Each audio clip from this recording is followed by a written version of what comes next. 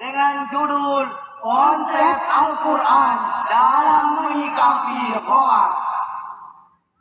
Sebagai rujukan syarahan ini, marilah kita dengarkan lantunan ayat suci Al-Quran, Quran Surat An-Nur ayat 11 sebagai berikut. A'udzu billahi minasy syaithanir rajim.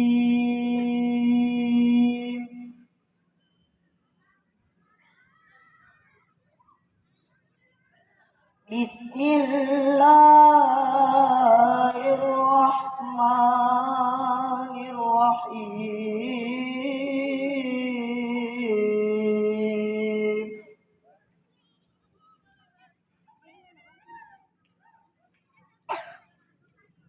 Innal ladzina ja'u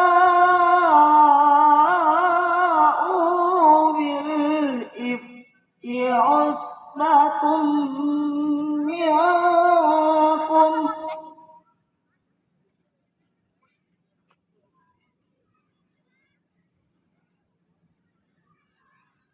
la tahsabuhu syarran lakum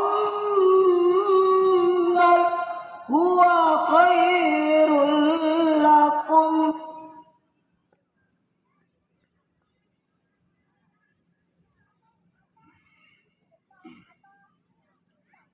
likulli imri'in minhum maktasaba minal itsm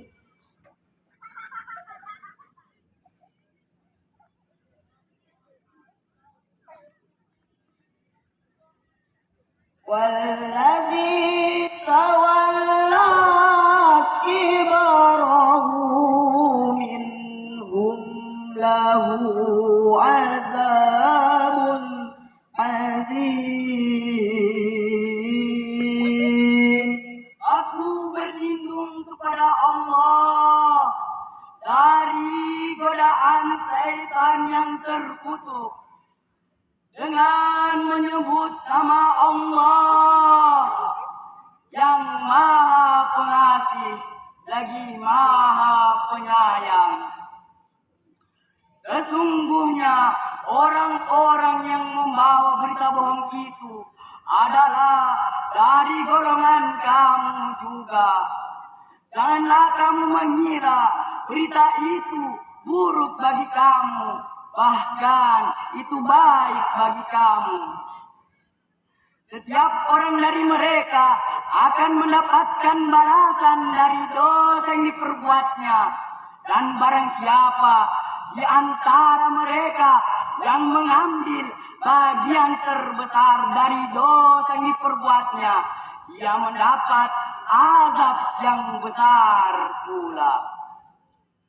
Dewan Hakim, hadirin wal hadirat yang berbahagia, ayat di atas jika kita kaitkan dengan berita bohong atau hoaks, terlihat dari asbabun nuzulnya sebagaimana yang diungkapkan oleh Imadu al-Din Al-Fida Ismail Ibnu Katsir di dalam sebuah kitabnya Al-Quran Al-Azim, sebuah peristiwa yang kita kenal dengan hadisul ifki atau berita bohong yang menimpa keluarga Rasulullah sallallahu alaihi wasallam, yaitu adanya tuduhan zina yang ditujukan kepada Aisyah istri Rasulullah. Ketika ia akan pulang menuju Madinah bersama rombongan kaum muslimin, kemudian di perjalanan Aisyah merasa kehilangan kalungnya. Namun setelah Aisyah mencari kalungnya yang hilang tersebut, pasukan muslimin malah meninggalkannya dan mengira bahwa Aisyah telah bersama mereka. Aisyah yang tertinggal, ia kemudian kebingungan dan tertidur akibat rasa kantuknya. Namun setelah itu datanglah seorang sahabat bernama Sofwan bin Al-Mu'ad Al-Dahwani. Ia kemudian mengantarkan istri Rasulullah sampai kepada rombongan kaum muslimin.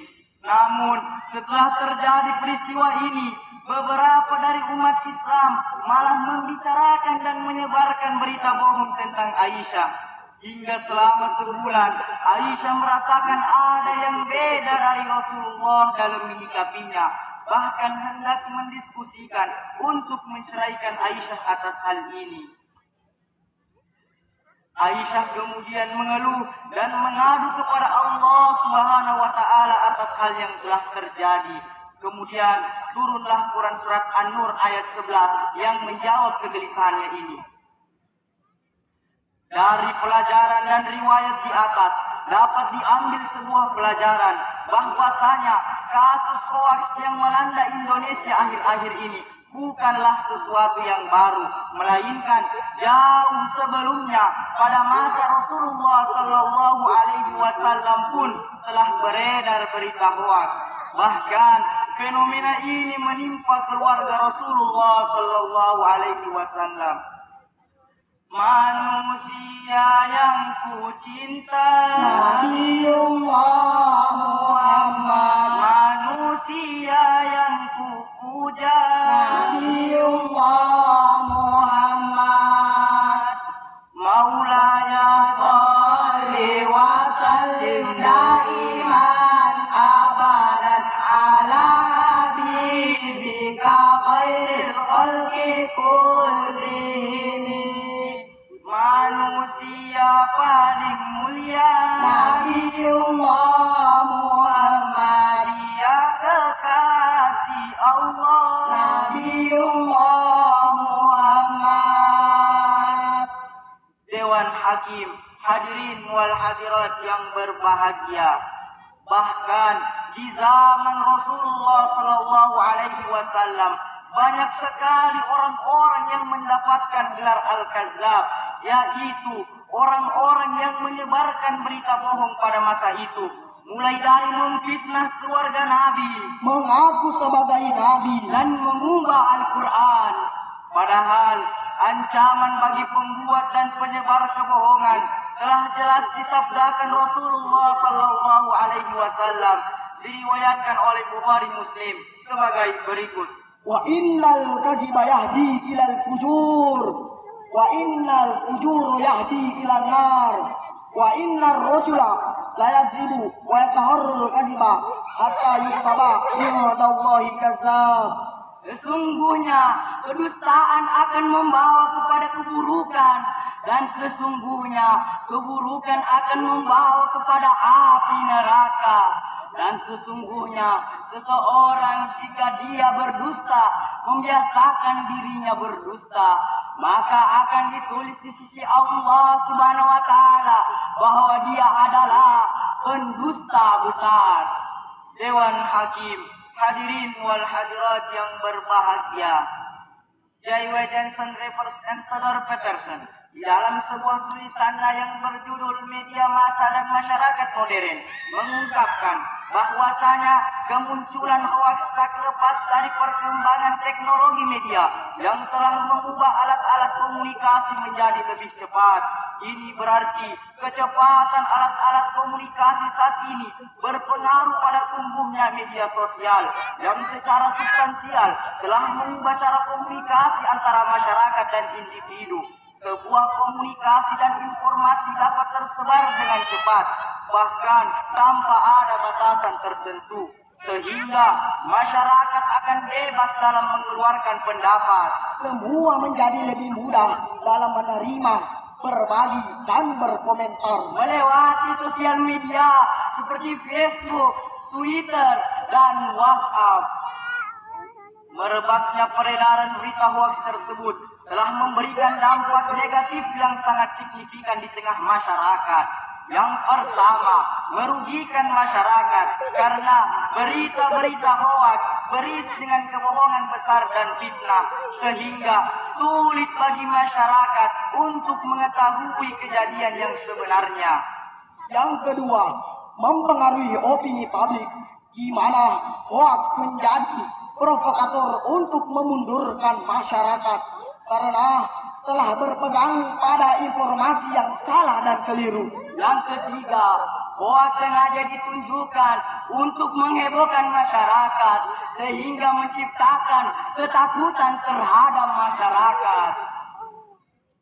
Dewan Hakim, hadirin wal hadirat yang berbahagia, dengan berbagai dampak negatif yang ditimbulkan akibat peredaran hoaks tersebut, maka bagaimana Islam menuntun kita untuk menangkal informasi hoaks tersebut, yaitu dengan bertabayun terhadap semua informasi yang diterima. Kata tabayun ini Al-Imam At-Tabari menafsirkannya dengan endapkanlah dulu sampai kalian mengetahui kebenarannya, jangan terburu-buru menerimanya, sehingga kita akan selamat dari bertindak bodoh yang tentu saja dampaknya akan sangat besar di kemudian hari. Dan sekarang ini peredaran berita hoaks sangat meresahkan di kehidupan manusia, bahkan sampai pada tingkat keamanan dan ketertiban umum. Jadi, dalam kehidupan sehari-hari, baik dalam komunikasi verbal maupun tulisan di media sosial, sikap tabayun harus senantiasa kita terapkan sebelum mengambil keputusan apalagi tindakan. Dengan demikian, perselisihan dan pertengkaran bisa kita jauhkan dari dalam kehidupan kita, sehingga rahmat Allah Subhanahu wa Ta'ala senantiasa melingkupi kehidupan kita. Sebagaimana yang difirmankan oleh Allah Subhanahu wa Ta'ala